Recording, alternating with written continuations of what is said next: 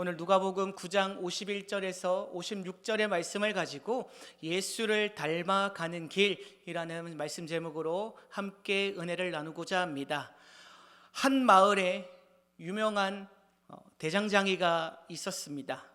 그는 말없이 칼을 만들었고 단 한 번의 실패도 없었습니다. 그 소문을 듣고 한 사람이 찾아왔고 제자가 되기를 원했습니다. 그리고 이렇게 말했습니다. 저는 세상에 도움이 되는 칼을 만들고 싶습니다. 스승은 그 말에 고개를 끄덕이고 망치를 건넸습니다.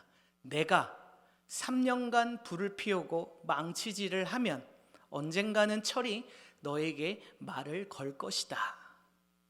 제자는 이 스승의 말에 이해가 되지 않았습니다. 하지만 스승이 시킨 대로 3년간 제자는 불 속에서 쇳덩이를 꺼내고 내리치고 시키는 일을 반복했습니다. 처음에는 성급했습니다. 어느 날은 철을 깨트렸고 어느 날에는 손이 대기도 했습니다. 하지만 해가 바뀔수록 제자의 손은 조용해졌습니다. 아무 사고가 나지 않았습니다. 망치질에는 리듬이 생겼습니다. 그의 눈빛은 뜨겁지만 안정감을 찾게 되었습니다. 그의 땀은 거룩한 의식처럼 느껴졌습니다. 3년이 지나고 이 제자의 망치질을 들은 사람들이 이렇게 얘기합니다. 스승의 망치질 같다고. 그렇게 착각할 정도로 제자의 망치질은 완벽에 가까운 망치질이 되었습니다. 처음에는 어렵고 고된 시간이었지만 포기하지 않고 묵묵히 버텨내니 원하는 것을 이룰 수가 있었습니다. 예수님을 따르는 길, 예수님을 닮아가는 길, 이 또한 쉬운 일은 아닌 것 같습니다.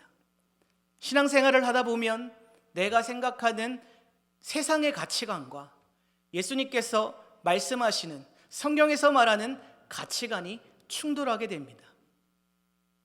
그 충돌로 인하여서 우리는 선택의 기로에 서게 됩니다. 자, 세상을 선택하면 너무나도 편하고 안락한 삶을 살 수 있습니다. 그리고 편하게 신앙생활을 할 수가 있습니다. 주일에 딱 한 번만 예배만 드리면 되고 그마저도 경조사나 여행을 위해서는 빠져도 되는 그러한 안일한 생각을 들게 할 것입니다. 그러나 예수님을 따르기 위해서는 그러한 세상의 안락함과 욕망을 버려야 합니다. 주일 예배는 기본입니다. 그리고 교회 봉사며 새벽 예배며 또 오늘 이 시간 드려지는 수요 예배며 등 주요 예배를 당연히 드려야 됩니다. 그렇기에 때로는 가족이나 친구들과의 관계에서도 어려움을 겪을 수 있습니다. 제가 오늘 어떤 성도님과 대화를 나누는데 내가 신앙생활을 열심히 하니 딸이 질투를 한답니다.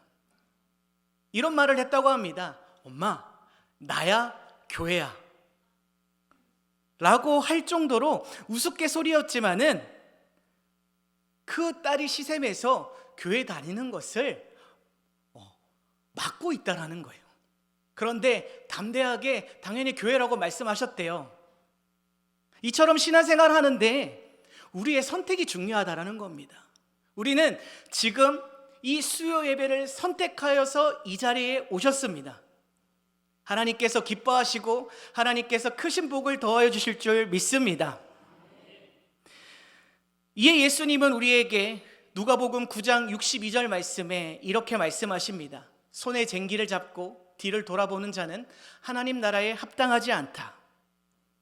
이 말씀의 의미는요, 과거에 얽매이거나 세상의 것에 미련을 두지 말고 오직 예수님께 시선을 고정하여 흔들림 없이 앞만 보고 나아가라는 예수님의 말씀입니다. 이 말씀처럼 온전히 예수님께 시선을 고정하시고 그 누가 우리의 신앙생활을 방해한다 할지라도 오직 주님만 바라보시고 앞만 보고 나아가시는 사랑하는 성도 여러분들 되시기를 주님의 이름으로 간절히 축복합니다. 오늘 말씀을 살펴보면 예루살렘으로 가는 길에 예수님께서도 어려움을 겪고 계시는 모습을 볼 수가 있습니다. 예수님께서는 수많은 사람을 만나셨습니다. 그리고 많은 이들이 예수님을 따르기로 결심합니다.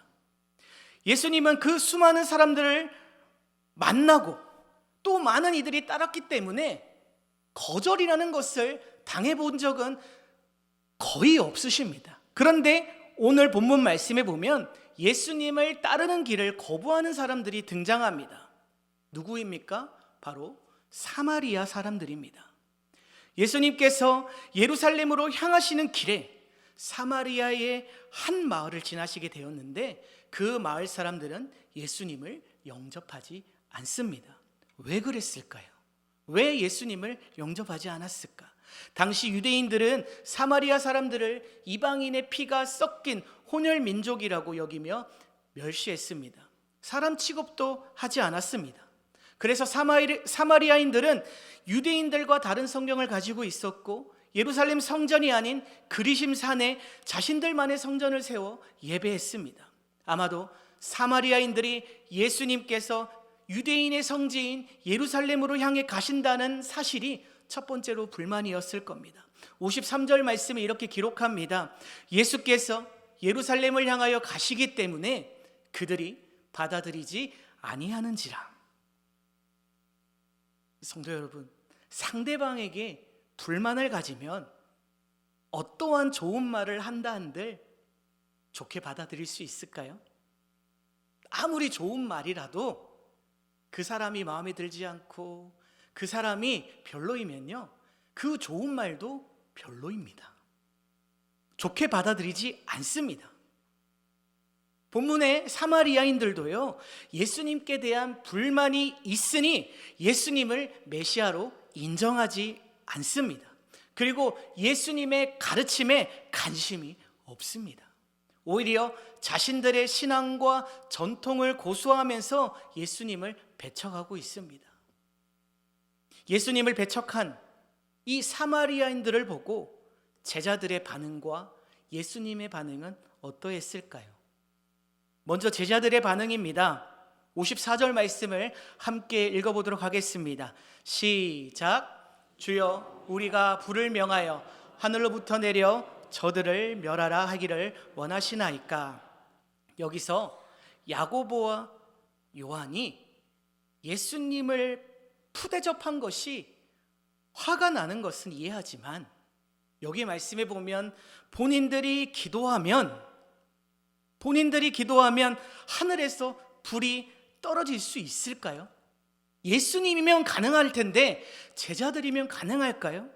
여기서 우리가 마가복음 6장 7절의 말씀에 보면 예수님께서 제자들에게 더러운 귀신을 제어하는 권능을 주신다라고 말씀하고 있습니다.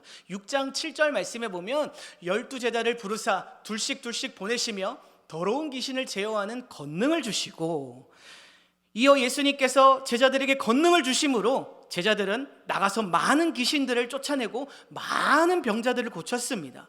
마가복음 6장 12절 13절 말씀에 보면 이렇게 기록합니다. 제자들이 나가서 회개하라, 전파하라, 많은 귀신을 쫓아내며 많은 병자에게 기름을 발라 고치더라. 이처럼 예수님께서 제자들에게 능력을 주셨기에 어쩌면 자신들도 예수님처럼 할 수 있다라는 그러한 믿음이 있었던 것 같습니다. 그래서 사마리아인들의 반응에 분노하여 예수님, 저희가 불을 명하여 저들을 멸하리이까 라고 제자들이 말하고 있는 겁니다.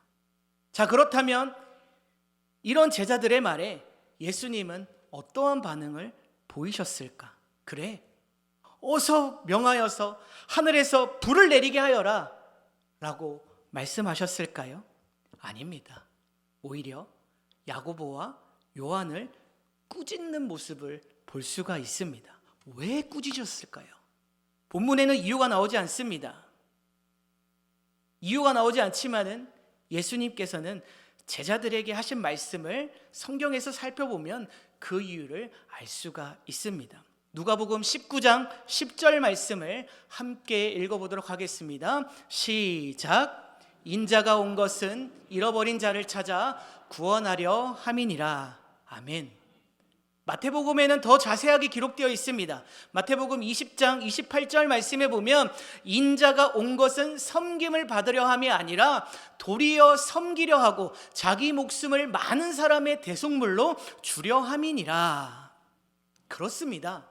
예수님께서는 우리를 구원하기 위해 이 땅에 오시어서 십자가의 고난을 당하셨습니다. 오늘 본문에서도 예수님께서는 사마리아 사람들의 거절에도 불구하고 그들에게 사랑으로 대하셨습니다.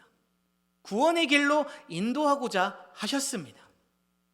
이처럼 예수를 따르는 길, 예수를 본받고자 하는 길을 가고자 할 때 사마리아 사람들과 같은 거절과 핍박과 같은 어려움을 경험할 수 있습니다. 세상 사람들은 우리의 신앙과 믿음을 이해하지 못하고 오히려 비웃거나 조롱하고 우리를 핍박하기도 합니다. 그러나 우리는 예수님을 본받아 그들을 사랑으로 대하고 용서하며 구원의 길로 인도해야 될 줄 믿으시기를 간절히 축복합니다. 그래서 마태복음 5장 43절 44절 말씀에 보면 예수님께서 이렇게 말씀합니다. 함께 읽겠습니다. 시작.